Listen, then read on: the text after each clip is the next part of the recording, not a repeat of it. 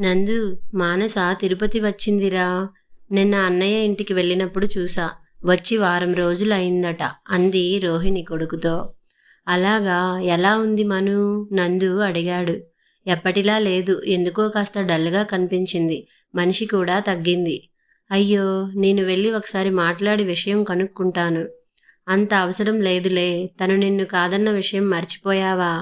అమ్మా, తను నా భార్య కాకున్నా మామ కూతురేగా, మన కుటుంబంలోని ఆడబిడ్డేగా. అమ్మా, నువ్వు అన్ని విషయాల్లో పాజిటివ్గా ఉంటావు, మను విషయంలో మాత్రం వేరేగా ఉంటావు.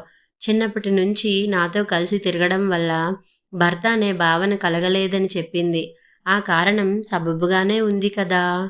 ఉంది, కానీ దాన్ని నా కోడలిగా చేసుకోవాలని ఎంతో ఆశపడ్డానురా. అవన్నీ ఇప్పుడెందుకమ్మా? తనకు పెళ్ళయింది, నాకు పెళ్ళయింది. అందరం హాయిగా ఉన్నాం, బంధాలు నిలుపుకున్నాం. అవసరమైతే ఒకరికొకరు సహాయపడదాం. శ్యామల కొడుకువైపు అభినందనపూర్వకంగా చూస్తూ, నీకు ఇంత మంచితనం ఎక్కడి నుంచి వచ్చిందిరా అంది. మీ నుంచే అమ్మా. నన్ను బాధపెట్టిన వారి పట్ల నువ్వు కాస్త కోపంగా ఉంటావు గాని నిజానికి నీ మనసు వెన్న. ఇక నాన్నంటావా, నీకంటే మంచివారు. ఎవరి జోలికి పోరు. తన దగ్గరికి వచ్చిన వారిని ఎంతో గౌరవిస్తారు. నువ్వు చదివిన పుస్తకాలు కూడా ఓ కారణమే. మనుషులు నేర్పని సంస్కారం పుస్తకాలు నేర్పుతాయి. మంచి పుస్తకాలకు ఉన్న గొప్ప గుణం అది. పుస్తకాలు చదివే అలవాటు నాకు నాన్న నుంచే వచ్చింది అన్నాడు నవ్వుతూ. రే, నేను పుస్తకాలు చదువుతాను, చిరుకోపంతో అంది రోహిణి. నాన్నంత కాదులే అంటూ నవ్వి, నేను వెళ్ళి మనుతో మాట్లాడి వస్తాను అమ్మా అంటూ బయలుదేరాడు ఆనంద్. ఆనంద్ వెళ్ళేసరికి మంచంపై పడుకుని ఉంది మానస. ఆనంద్ని చూడగానే లేచి నిలబడి, హాయ్ నందు, రా కూర్చో అంది అక్కడున్న కుర్చీ లాగుతూ. ఆనంద్ కూర్చున్నాక, అదేమిటి మను అలా అయిపోయావు, ఆరోగ్యం బాగాలేదా అని అడిగాడు ఆదుర్దాగా చూస్తూ. నీకు అలాగే కనపడుతున్నానా అంది నవ్వుతూ. ఏం జరిగింది మను? నువ్వు మేడ మీదకెళ్ళి కూర్చో, నేను కాఫీ తీసుకొస్తాను. మానసకు తన తల్లి ముందు మాట్లాడటం ఇష్టం లేక తనని మేడపైకి వెళ్ళమని చెబుతోందని అతనికి అర్థమైంది. ఆ ఇంటి మేడపైన బాల్కనీ అతనికి చిన్నప్పటి నుంచి ఇష్టం. అక్కడ నిలబడి చూస్తే రాములవారి ఆలయ గోపురం, తిరుమల కొండ మీది మెట్ల మార్గం కనిపిస్తాయి. ఆ దృశ్యాలు మనసుకు ఎంతో ఆహ్లాదాన్ని ఇస్తాయి అతనికి. అయితే ఇప్పుడు మాత్రం అతని మనసంతా మానస చెప్పబోయే విషయం మీదే ఉంది. నందు, కాఫీ అన్న మానస పిలుపు విని తల తిప్పి చూశాడు. మానస అతనికి దగ్గరగా నిలబడి ఉంది. థ్యాంక్ యూ అన్నాడు కప్పు అందుకుంటూ. తర్వాత, రా అలా కూర్చొని మాట్లాడుకుందాం అంటూ అక్కడ ఉన్న సిమెంట్ బల్ల మీద కూర్చున్నాడు. మానస అతని ఎదురుగా ఉన్న బల్లపైన కూర్చుంది. చెప్పు మను, ఏమైంది? రాజుకు నాకు అభిరుచుల్లో చాలా తేడా ఉంది నందు. అతనితో ఇక ఉండలేను. డైవర్స్కి అప్లై చేయాలనుకుంటున్నాను. నువ్వు ఉండగా వేరే లాయర్ ఎందుకని నీతో మాట్లాడాలనుకున్నాను. ఇంతలో నువ్వే వచ్చావు. అంత తొందర ఎందుకు మను? తొందర? మా పెళ్ళై సంవత్సరం దాటింది తెలుసా? అతనిలో నీకేం నచ్చలేదో చెప్పు. చాలా ఉన్నాయి. అతనిలో నచ్చిన వాటికంటే నచ్చనివే ఎక్కువ. ఓకే, ముందుగా మనందరికీ అతనిలో నచ్చిన పాయింట్స్ గురించి మాట్లాడదాం, సరేనా? అలాగే నన్నట్టు తలూపింది మానస. అతను అందగాడు, అవునా? మళ్ళీ తలూపింది మానస. చదువుకున్నవాడు, మంచి ఉద్యోగం, మంచి జీతం ఉన్నవాడు, మంచి కుటుంబం నుంచి వచ్చాడు. అవును, ఇవే అతనిలోని పాజిటివ్ అంశాలు. ఇవి చూసే మీ అమ్మా నాన్నలు అతన్ని నీకిచ్చి పెళ్లి చేయాలనుకుని ఉంటారు. ఏ తల్లిదండ్రులైనా తమ కాబోయే అల్లుడిలో ఈ లక్షణాలే చూస్తారు కదా. అంతేగా, ఇవి చూసే నేను ఒప్పుకున్నాను. అయితే సంవత్సరం కాపురం చేశాక తెలిసింది అతను నాకు సరిజోడు కాదని. సరే, ఇప్పుడు అతని నెగిటివ్ క్వాలిటీస్ గురించి చెప్పు. నన్ను బయటకు తీసుకెళ్ళడు, నా వంటని మెచ్చుకోడు, ఎంతసేపు పని పని అంటూ ఉంటాడు. నేను మంచి డ్రెస్ వేసుకుంటే బాగుందని చెప్పడు. ఆఫీస్లో నాకు మంచి పేరు వచ్చినా, మెచ్చుకోలు వచ్చినా ఆ విషయం అతనితో పంచుకుంటే కనీసం సంతోషం అని కూడా అనడు. అంతేనా? ఆమె ఆగడం చూసి అడిగాడు ఆనంద్. ఇంకా ఉన్నాయి, గుర్తు రావడం లేదు. సరే, నేను కొన్ని ప్రశ్నలు అడుగుతాను, జవాబివ్వు. అడగమన్నట్టు చూసింది మానస. అతనికి సిగరెట్టు, మందు తాగడం అలవాటుందా? అస్సలు లేదు. అమ్మాయిల పిచ్చి? లేదు. ఇంటి పనుల్లో నీకు సహాయం చేస్తాడా? వంట పనిలో చేయడు, అయితే మిగిలిన పనంతా అతనే చేస్తాడు. ఆ విషయంలో నాకు కంప్లైంట్స్ లేవు. అతనిలో ఇన్ని మంచి క్వాలిటీస్ ఉంటే కొన్నే ఉన్నాయన్నావు. నువ్వెంత అదృష్టవంతురాలివో నీకు అర్థమవుతోందా మను? ఆశ్చర్యంగా చూస్తూ అన్నాడు ఆనంద్. నువ్వు మగవాడివి నందు. ఆడదానివై ఉంటే నీకు నా బాధ అర్థమయ్యేది. నిన్ను నేను అర్థం చేసుకున్నాను మను. నువ్వే జీవితాన్ని అర్థం చేసుకోలేదు. మనం కోరినవన్నీ మనకు దొరకవు. దొరికిన దాంతో రాజీ పడాలి. ముఖ్యంగా ఓపికతో ఉండాలి. కొంతకాలానికి అతనిలో మార్పు రావచ్చు. లేదా నీకే ఇవన్నీ చిన్న చిన్న విషయాలుగా తోచవచ్చు. భవిష్యత్తులో ఈ మాత్రం దానికి విడాకులు తీసుకుందాం అనుకున్నానే అని నువ్వు నవ్వుకోవచ్చు. నాకంత ఓపిక లేదు. మా కొలీగ్స్ భర్తల్ని చూస్తుంటే నాకు ఎంత బాధగా ఉంటుందో తెలుసా? వాళ్ళు భార్యని షాపింగ్కి తీసుకెళ్ళి కోరినవి కొనివ్వడం, ఊళ్ళు తిప్పడం, 10 మంది ముందు భార్యని పొగడటం చేస్తుంటారు. నేను అలాంటి అదృష్టానికి నోచుకోలేదు.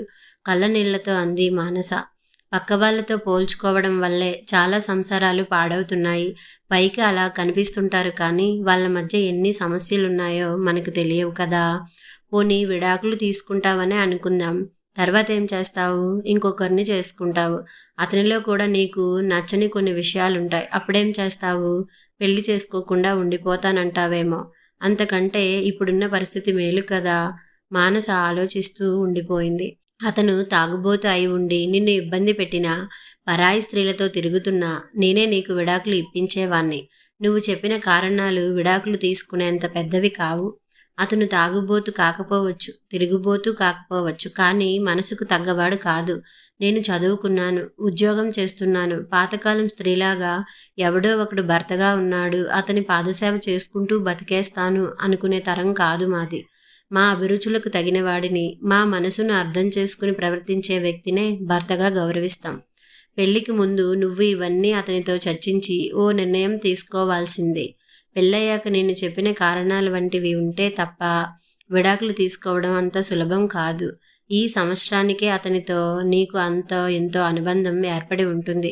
నీలోని అసంతృప్తి నీ చేత ఇలా అనిపిస్తుంది కానీ విడాకుల వరకు వస్తే నువ్వే బాధపడతావు.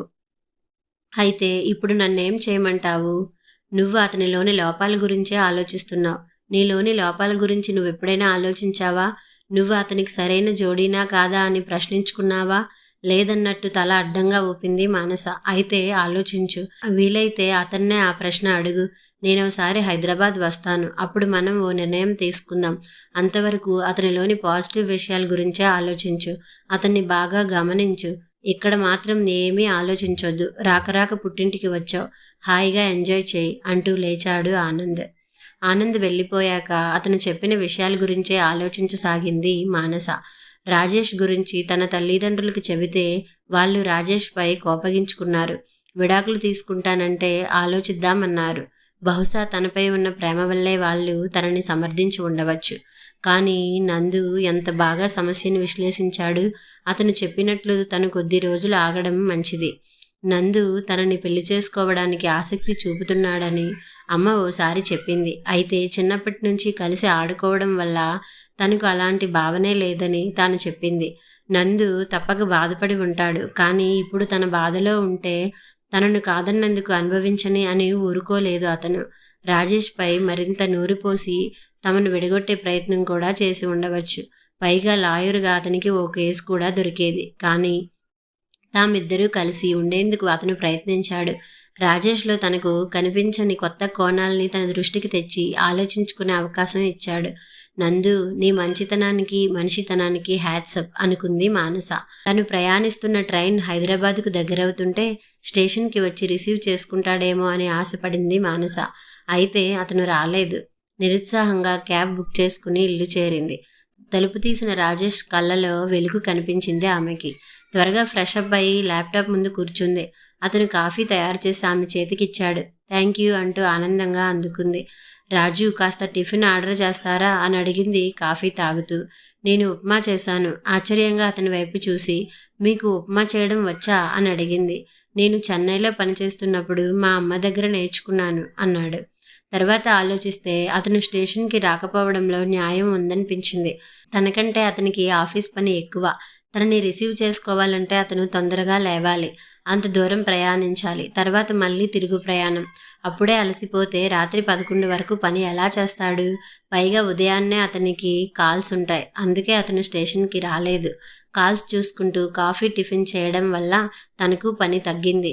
ఎటు క్యాబ్ బుక్ చేసుకుని తను రాగలదు అనుకుంది. చాలా కాలం తర్వాత ఓ రోజు ఆఫీసులో అడుగుపెట్టింది మానస. కోవిడ్ నేపథ్యంలో ఇంటి నుంచే ఆఫీస్ పని చేసింది ఇన్నాళ్ళు. ఆ రోజంతా తన కొలీగ్స్తో మాట్లాడుకుంటూ పని చేసుకుంటూ ఆహ్లాదంగా గడిపింది. కోవిడ్ సమయంలో మమ్మల్ని పిలవకుండా పెళ్లి చేసేసుకున్నావు కాబట్టి మాకు పార్టీ ఇవ్వాలి అంది కొలీగ్ మమత. ఇంకా కోవిడ్ పూర్తిగా పోలేదుగా, నెమ్మదిగా ఇస్తాలే అంటూ అప్పటికి ఆ విషయం దాటవేసింది. లంచ్ సమయంలో కొలీగ్స్ మాటల వల్ల వాళ్ళలో చాలామంది తమ వైవాహిక జీవితంలో అంత సంతోషంగా లేరని కొద్ది రోజుల్లోనే అర్థమైంది ఆమెకి. సరయు భర్త తాగుబోతు, సంపాదించిన డబ్బంతా తాగుడికే ఖర్చు పెట్టేస్తాడు. మాధవి తన భర్త క్యాబరే డ్యాన్సులు చూడ్డానికి వెళ్తుంటాడని వాపోయింది. ప్రేమించి పెళ్లి చేసుకున్న లత అత్తమామల ఆరళ్లకు గురవుతోంది. ఆమె భర్త కూడా తన తల్లిదండ్రులకే సపోర్ట్ చేస్తుంటాడు. చాలామంది మగ కొలీగ్స్ భేషజాలకు పోయి తమ ఆదాయం కంటే ఖర్చులు ఎక్కువ చేసి మానసును అప్పు అడగటం, ఆమె లేదని చెప్పడం జరుగుతోంది. అలాంటి సందర్భాల్లో ఆమెకి రాజేష్ గుర్తొస్తున్నాడు. రాజు డబ్బు విషయంలో జాగ్రత్తగా ఉంటాడు. దుబారా ఖర్చులు చేయడు. దురలవాట్లు ఎటూ లేవు. భవిష్యత్తు అవసరాల కోసం చక్కటి ప్లానింగ్ చేస్తాడు అనుకుంది. ఓ రోజు మానస గర్భవతిని తెలిసింది. ఈ వార్త తెలియగానే మానస కంటే ఎక్కువగా రాజేష్ ఆనందించాడు. విషయం తెలిసి తల్లిదండ్రులు ఆమెను చూడటానికి వచ్చారు. అమ్మని ఇక్కడే ఉంచుకుంటాను, ఇంటి పని ఆఫీస్ పని ఈ పరిస్థితుల్లో చేసుకోలేను అంది రాజేష్తో మానస. మీ నాన్నగారు ఇంకా ఉద్యోగంలో ఉన్నారు. ఆయన ఇక్కడ ఎక్కువ రోజులు ఉండలేరు. ఈ వయసులో ఆయన అక్కడ ఒంటరిగా ఎలా ఉంటారు? హోటల్లో తింటే ఆయన ఆరోగ్యం పాడవదా? మీ అమ్మగారికి ఇక్కడ శ్రమ ఎక్కువ అవుతుంది. డెలివరీకి 3 నెలల ముందు రమ్మని చెబుదాం. అంతవరకు నీకేం సహాయం కావాలన్నా నన్ను అడుగు అన్నాడు రాజేష్. తన తల్లిదండ్రుల పట్ల అతని కన్సర్న్ చూసి ఆశ్చర్యపోయింది మానస. అన్నట్టే మానసను చాలా బాగా చూసుకున్నాడు రాజేష్. డాక్టర్ దగ్గరికి చెకప్కు తీసుకెళ్లడం, మందులు పండ్లు తెచ్చివ్వడం చేసేవాడు. పండ్లు కోసి ముక్కలు చేసి ఇవ్వడం, జ్యూస్ చేసి ఇవ్వడం వంటివి తనే చేసేవాడు. అతను మాటలతో ఎప్పుడూ చెప్పలేదు, కానీ తనంటే అతనికి చాలా ఇష్టమని అతని చేష్టల ద్వారా ఈ కొద్ది రోజుల్లో అర్థమైంది ఆమెకి. ఆ విషయం తల్లికి ఫోన్ చేసి చెప్పి ఆమెతో తన ఆనందం పంచుకుంది. కొంతమంది మగవాళ్ళు తరచూ భార్యతో తమ ప్రేమని వ్యక్తం చేస్తుంటారు. కొంతమంది సందర్భం వచ్చినప్పుడు తమ ప్రేమను వ్యక్తీకరిస్తారు. మరికొంతమంది తమ చర్యల ద్వారానే తమ ప్రేమ తెలుపుతారు. అది గుర్తించే మనసు భార్యలకు ఉండాలి అంది ఆమె తల్లి సుమతి. ఓ రోజు బయటికి వెళ్దామని రాజేష్ అంటే మానస ఉత్సాహంగా బయలుదేరింది. ఓ పేరున్న కంపెనీ కడుతున్న అపార్ట్మెంట్ దగ్గరికి తీసుకెళ్లి మోడల్ హౌస్ చూపించి ఆమెకి నచ్చితే కొందామని చెప్పాడు. కొద్ది రోజులు ఆలోచించి కొందామని ఇద్దరూ నిర్ణయించుకుని వెళ్ళి అడ్వాన్స్ కట్టారు. ఆ ఇంటిని తన పేరు మీదే కొంటున్నాడని తెలిసి వారించబోతే రాజేష్ వినలేదు. మరుసటి రోజు మిమ్మల్ని ఓ మాట అడుగుతాను, నిజాయితీగా జవాబు చెప్పాలి అంది రాజేష్తో. అడుగు ఆశ్చర్యంగా ఆమె వైపు చూస్తూ అన్నాడు. నేను మీకు భార్యగా తగిన దానినని మీరు భావిస్తున్నారా? నాకు ఇంతవరకు అటువంటి ఆలోచనే రాలేదు. నాకు వివాహ వ్యవస్థ మీద గౌరవం ఉంది. ఒకసారి పెళ్ళి అంటూ జరిగాక ఎదుటి మనిషిలోని లోపాలని వెతకకూడదు. రోజు రోజుకు ప్రేమను పెంచుకుంటూ పోవాలి. లోపాలని వెతుక్కుంటూ పోతే ఇప్పుడు నువ్వు అడిగిన ప్రశ్న రోజు మనసులో మెదులుతూనే ఉంటుంది. మెల్లగా అసంతృప్తికి బీజం పడుతుంది. అప్పుడు ఎదుటి వాళ్ళలో అన్ని లోపాలే కనిపిస్తాయి. చెంపపై చెల్లుని కొట్టినట్టు ఫీల్ అయింది మానస. ఆమె మనసు పశ్చాత్తాపంతో నిండిపోయింది. అప్పటి నుంచి ఆమె రాజేష్లో లోపాలను వెతకడం మానేసింది. కొన్నాళ్లకు మానసకు బాబు పుట్టాడు. మానస బాబు ఆలనా పాలనలో పడిపోయింది. మెటర్నిటీ లీవ్ అయ్యాక కూడా ఇంట్లో నుంచి పని చేయడానికి కంపెనీ అనుమతించడంతో బాబును చూసుకోవడం సులువైంది. ఓ ఆదివారం మానస స్నేహితురాలు సౌజన్య మానస ఇంటికి వచ్చింది. మాటల్లో, విశాల్ ఈ మధ్య బాగా మారిపోయాడు మను. ఇంట్లో ఒక్క పని ముట్టుకోవడం లేదు. ఇంట్లో ఉన్నంతసేపు టీవీ చూడటం లేదా సెల్ చూడటం. బిడ్డ ఏడుస్తున్నా కింద పడిపోతున్నా పట్టించుకోడు. ఉద్యోగం చేస్తూ ఇంట్లో అన్ని పనులు చేసుకోవడం నా వల్ల కావడం లేదు. ఉద్యోగం వదిలేయడం అంత సులువు కాదు. అంత జీతం ఎలా వదులుకోను? వదిలేస్తే మళ్ళీ ప్రతి అవసరానికి అతన్ని అడుక్కుంటూ ఉండాలి అంటూ భర్త గురించి చెప్పి కళ్ళనీళ్లు పెట్టుకుంది సౌజన్య. స్నేహితురాలి పరిస్థితి చూసి జాలిపడింది మానస. ఆ పరిస్థితి తనకు లేనందుకు దోషించింది. సౌజన్యకు ధైర్యం చెప్పి ఓదార్చింది. ఆ రోజు రాత్రి భోజనాలయ్యాక సౌజన్య తన ఇంటికి బయలుదేరుతూ, మను, నువ్వు చాలా అదృష్టవంతురాలివి. రాజేష్ నిన్ను ఎంత బాగా చూసుకుంటున్నాడో ఈ ఒక్క రోజులోనే నాకు అర్థమైంది. ఎన్ని పనులు చేస్తున్నాడు. ముఖ్యంగా చిన్నపిల్లల పనులంటే కొంతమంది మగవాళ్ళు విసుక్కుంటారు. రాజేష్ ఓపికగా బాబు పనులన్నీ కూడా చేస్తున్నాడు. నాకు చాలా సంతోషంగా ఉంది అంది. అవునన్నట్టు తలూపింది మానస. బాబుకు 2 ఏళ్లు దాటాయి. వాణ్ణి ఎంతసేపు ఇంట్లోనే ఉంచుకుంటే వాడికి బయట ప్రపంచం ఎలా తెలుస్తుంది? మనం ఎక్కడికైనా వెళ్ళొద్దాం అంది మానస రాజేష్తో ఓ రోజు. రాజేష్ వెంటనే ఒప్పుకున్నాడు. అప్పటినుంచి 6 నెలలకోసారి టూర్లకు వెళ్ళసాగారు. కొన్ని నెలల తర్వాత కొత్త ఇంట్లోకి గృహప్రవేశం చేశారు మానస, రాజేష్లు. నేను 45 ఏళ్లప్పుడు ఇల్లు కట్టాను. నువ్వు 30 ఏళ్లకి ఇంటి ఓనర్ అయ్యావు. నాకు చాలా సంతోషంగా ఉంది అన్నాడు మానస తండ్రి భాస్కర్. మీకు ఉమ్మడి కుటుంబ బాధ్యతలు ఉండేవి కదా నాన్న. మాకు బాధ్యతలు ఇరువైపులా లేవు. అందుకే కొనగలిగాం అంది మానస. సిటీలో మీకు తగ్గ ఖర్చులు మీకు ఉంటాయి కదా. అయినా ఇది అల్లుడు గొప్పతనం. ఆర్థిక సంబంధమైన విషయాల్లో చక్కటి ప్లానింగ్ ఉంది అతనికి అన్నాడు భాస్కర్. తండ్రి తన భర్త గురించి గొప్పగా చెబుతుంటే మానసుకు గర్వంగా అనిపించింది. గృహప్రవేశానికి ఆనంద్ తన భార్యతో వచ్చాడు. ఫంక్షన్ అయ్యాక అందరూ కలిసి మాట్లాడుకుంటుంటే ఆనంద్, మానస, బాబు పుట్టాడు, ఇల్లు కొన్నావు, ఇక నీ కెరీర్ పైన దృష్టి పెట్టు అన్నాడు మానసతో. తను ఇప్పుడు మేనేజర్ అండి. చాలామందికి తను బాస్. ఇంటి పని, బాబు పని చేసుకుంటూనే ఆఫీస్ పని కూడా సమర్థంగా చేస్తోందంటే ఆలోచించండి తనకు ఎంత టాలెంట్ ఉందో అన్నాడు రాజేష్. మానస టాలెంట్ గురించి నాకు తెలియదా? She is A gem of A person అన్నాడు ఆనంద్. తర్వాత మానస ఒంటరిగా కనిపించినప్పుడు దట్స్ ఆల్ యువర్ ఆనర్ అన్నాడు ఆనంద్ నవ్వుతూ. మానస్ కూడా అర్థమైనట్టు తల ఊపి నవ్వింది సంతోషంగా. కథ సమాప్తం.